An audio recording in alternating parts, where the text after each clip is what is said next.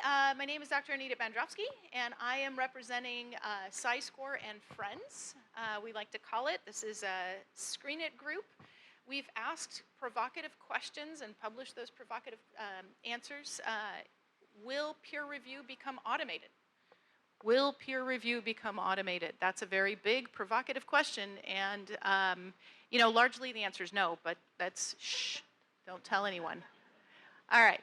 So, what are the kinds of things that we, together can do? One of the things that we do know is that there's a bunch of editorial checklists. This is a really nice example that we published a few years ago on the effect of the Nature checklist for a bunch of things that I think you'll recognize, things like determining whether sex as a biological variable is actually being addressed in a particular percentage of papers in Nature. You might notice that that was less than 20% of the time before the implementation of the checklist, but now it's much better, all the way up to about 50. Some might argue that's still a bit low, but So randomization, things like findability of some of your research resources like antibodies, organisms, things like blinding went way up with the implementation of this checklist, and we know that they did a really nice job. We also have a score at the SciScore minus the Friends part that also is really based on these kind of measures, and it went up very nicely. So more recently, thanks to Adrian, we've also published another paper with JMIR actually. And part of that paper is really highlighting some of the work done by the Center of Open Science.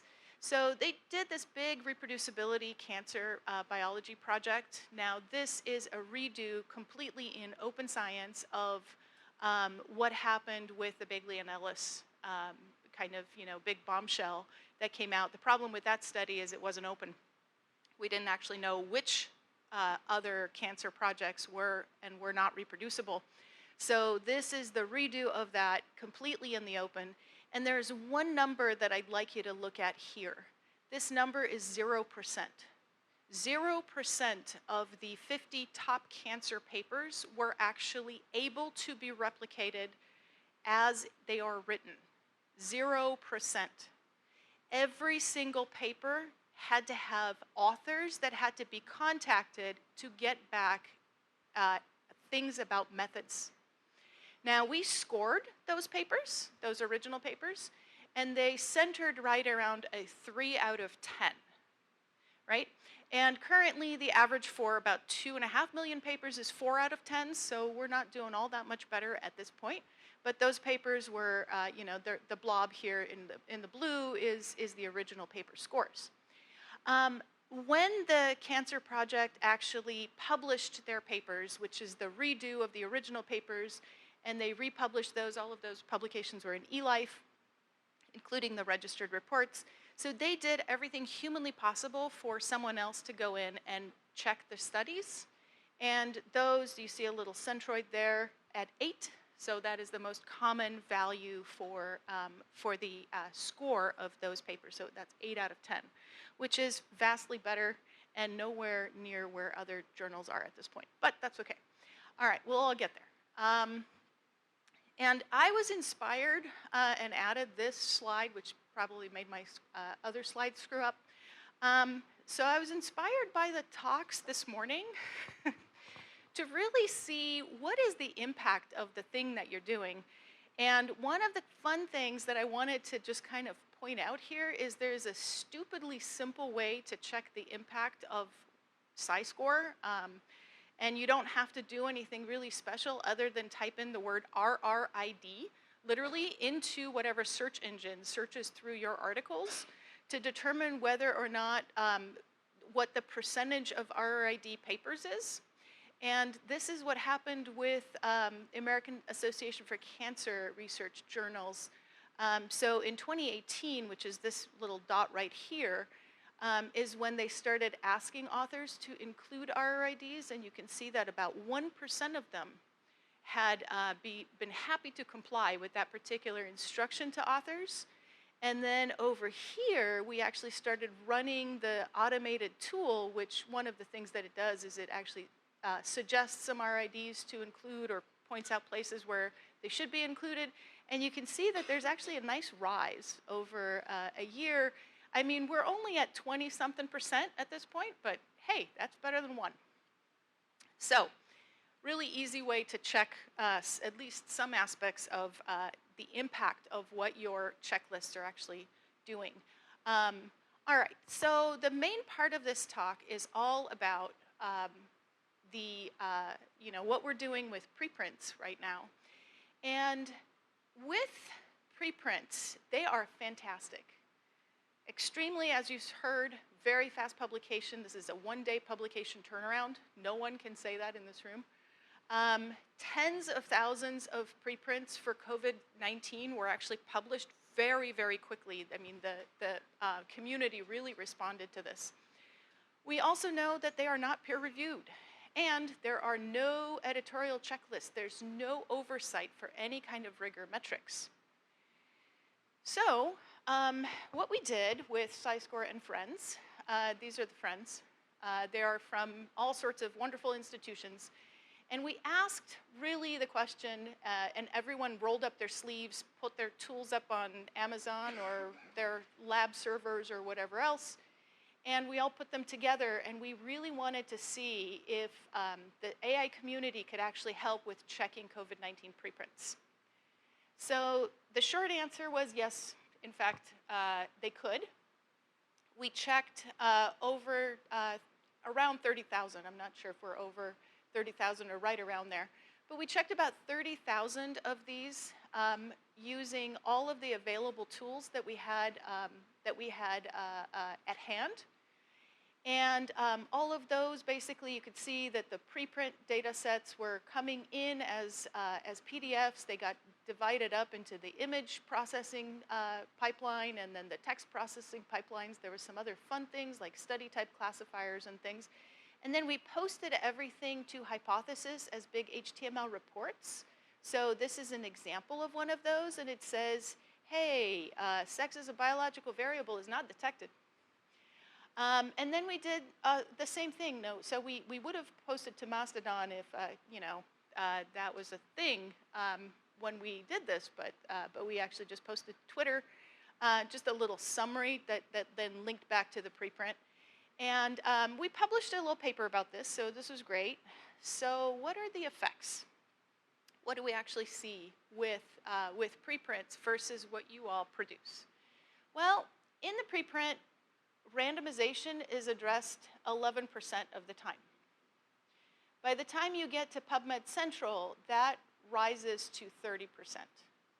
So somebody is doing something. Good job, guys. Now, I would have thought that 9.57% of the articles that address power analysis is pretty piss poor, but then I saw this number. And quite frankly, 1% is much lower than 9%.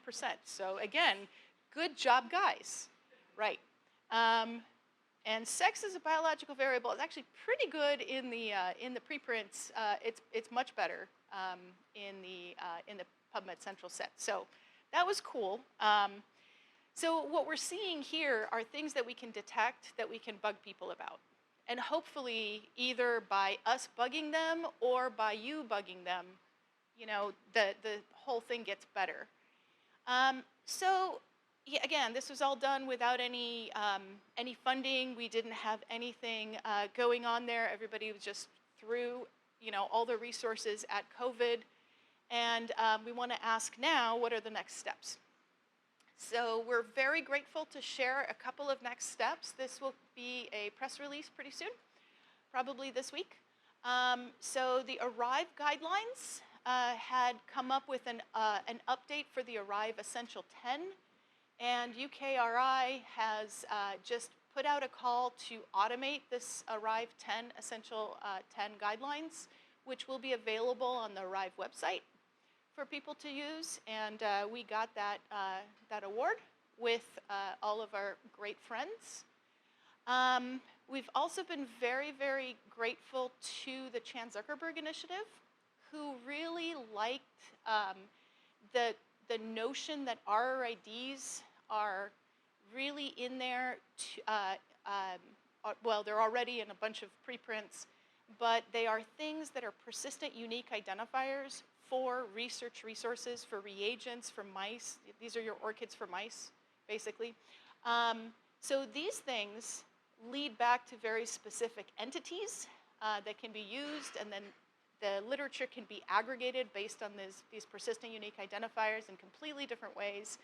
And they also really like the star tables. So we're going to build those automatically for all of our preprint authors over the next 2 years. So this has been really great. They're going to have schema.org tags. They're going to have JATS tags. We're going to really try to figure out how to work with the authors without making them too mad. Okay. And this is just the last little plug. We're starting to explore preprints much more closely. So this is something that just came out, I think, a couple of weeks ago. This is a PLOS One paper that my student, who's, by the way, an undergrad, had just put together. And he was looking at creating a tool to match preprints to their papers. And there are some kind of interesting and fun things that came out of this study. So one of the things is that there are several of these tools, and they tend to be really good. They're not good enough for bioRxiv, but they are really, really good. We're at 98% accuracy for multiple of these kind of matching tools.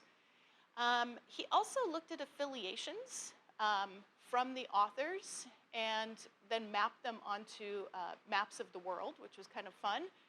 And so one of the things we found that were pretty different are the percentage of preprints that are actually published in traditional journals. So in high-income countries, that's 60%. Low-income countries, on average, it's 40%. So there's a bunch of, data out here that never gets into a traditional journal. So this is becoming a place where a lot of research outputs are staying. Funding actually is very related to whether or not it makes it to the publication stage. First and last author position is also kept much more frequently in high-income countries as opposed to low-income countries. So one of the things we looked at, because we had these similarity metrics, is looking at author positions. So first and last author positions are actually changed quite frequently from the low-income countries. And then, it tends to be more authors from higher income countries that are adding positions. And this I just pulled out of one of the other figures. So what we found that, I'm not sure if it was unexpected or not unexpected, this is the addition of one author, one or more authors, to a paper. And you can see that, these countries are generally in the 15–16% for the higher countries, except for China. The Chinese authors do get added to more preprints, very significantly so, compared to the other country authors. So this may be a factor of the policy that China has just removed. So we might look at this again to see whether this bar goes down to kind of the average of the other countries once that policy was lifted. So this has been kind of a lot of fun, but certainly it can give you some ideas about how to think about preprints in a sense. These are not just things that happen before publication, but these actually open up a whole lot more publications that are there but don't ever see the light of day, and they may or may not help you at least flag some things that you might want to check, such as addition of especially last authors. All right, and with that, I would like to thank all of our great partners and thank very much you for listening, and hopefully we can do something fun with preprints.